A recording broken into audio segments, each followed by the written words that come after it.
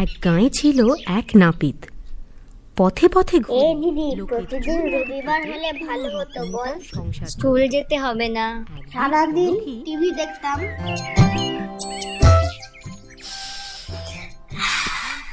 কি সুন্দর গন্ধ রে। মা মনে হয় মাংস রান্না করছে। চল নিয়ে আসি। আলিশ বিনামূল্যে।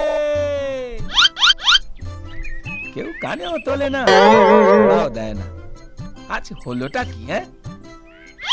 চুল কাটালে এটা কি হলো? কই কিছু হলো না তো। তুই মাংস নিলি কেন? তো কি হয়েছে? এক পিস মাংস কম খেলে কি পৃথিবী ধ্বংস হয়ে যাবে?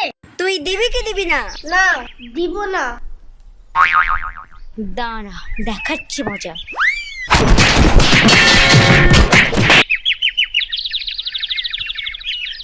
আর নিবি? হ্যাঁ,